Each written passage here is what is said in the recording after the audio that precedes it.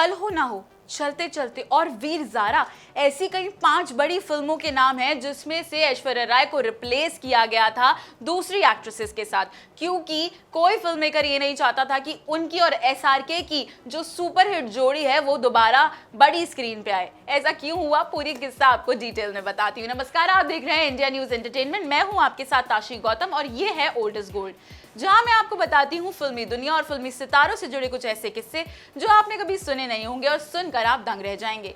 ये किस्सा है 2000 से लेकर 2004 के बीच का, जब एसआरके और ऐश्वर्या की जोड़ी जो थी वो सुपर हिट थी और हर कोई उनके रोमांस को ऑन स्क्रीन देखने के लिए काफी बेताब रहता था। लेकिन 3 बड़ी फिल्में चलते चलते, वीर ज़ारा एंड कल हो ना हो, इन तीनों फिल्मों में से ऐश्वर्या राय को रिप्लेस कर दिया प्रीति जिंटा एंड रानी मुखर्जी के साथ। वो वक्त ऐसा था जब ये फिल्में सिर्फ और सिर्फ ऐश्वर्या और शाहरुख को मद्देनजर रख के लिखी जाती थी। जो स्पेसिफिकली वीर ज़ारा का कैरेक्टर था, उसमें ज़ारा का कैरेक्टर सिर्फ और सिर्फ ऐश्वर्या को दिमाग में रख के लिखा गया था और फिल्म मेकर्स काफी उम्मीद में थे कि जैसे उनकी मोहब्बतें में स्क्रीन पेयरिंग हुई है, वैसी इमोशंस दोबारा रोमांस में लेकर आना सिर्फ ऐश्वर्या राय और शाहरुख खान ही कर सकते हैं। लेकिन रातों रात मेकर्स को ये डिसीजन बदलना पड़ा। तीनों फिल्में 2003 और 2004 के बीच में आई थी और इन फिल्मों के बाद जब ऐश्वर्या राय को रातों रात रिप्लेस किया गया तो ऐश्वर्या राय भी शॉक में रह गई। उन्होंने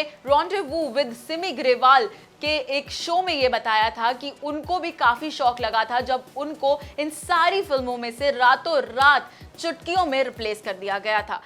ऐसा क्यों हुआ, लोग इस बात पे सवाल उठाते हैं और इंडस्ट्री में लोग इस बात का जवाब देने से कतराते हैं, क्योंकि 2002 में सलमान और ऐश्वर्या अलग हो गए थे। दोनों बहुत अच्छी रिलेशनशिप में थे, लेकिन उनकी रिलेशनशिप जिस तरह से खत्म हुई उस तरह से इंडस्ट्री में एक छाप छूट गई थी इनके ब्रेकअप की और मेकर्स को ये लगने लगा था कि कहीं एसआरके और सलमान के बीच में कोई बड़ा ड्रामा ना हो जाए। इस वजह से एसआरके को भी अंडर प्रेशर अपनी लीड एक्ट्रेसेस को हटाना पड़ा। और उसके अलावा जो हमने एक्ट्रेसेस देखी, या तो हम प्रीति जिंटा की बात करें, रानी मुखर्जी की बात करें, उन्होंने भी बाखूबी रोल निभाया है। चलते चलते कि अगर रोमांस की बात करें तो आज भी उसके गाने फेमस हैं।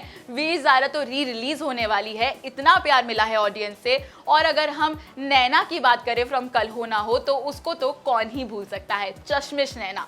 जी हाँ, लेकिन ये जो तीनों फिल्में थी उनको सिर्फ और सिर्फ ऐश्वर्या राय के लिए लिखा गया था और जब उनका ब्रेकअप हुआ, सलमान के डर से इंडस्ट्री में किसी ने ये बात क्लियरली नहीं बोली कि ऐश्वर्या राय को क्यों हटाया गया, किसी ने कोई क्लियर स्टेटमेंट नहीं दिया, लेकिन सबको अंडर द टेबल ये बात पता थी कि क्यों ऐश्वर्या राय को रिप्लेस किया गया है। और ऐश्वर्या राय भी इस बारे में खुलकर बात नहीं करती हैं, क्योंकि उन्हें भी पता है कि जो उनके रिश्ते में हुआ that was not very easy for her to deal with it. और इंडस्ट्री में आज भी कोई इस बारे में खुल के बात नहीं करता। तो ये था ऐश्वर्या राय की जिंदगी से जुड़ा एक ऐसा किस्सा जिनकी वजह से उनको उनके करियर में बहुत उतार चढ़ाव देखने पड़े और उनका करियर ग्राफ काफी लो चला गया था इन कुछ सालों में।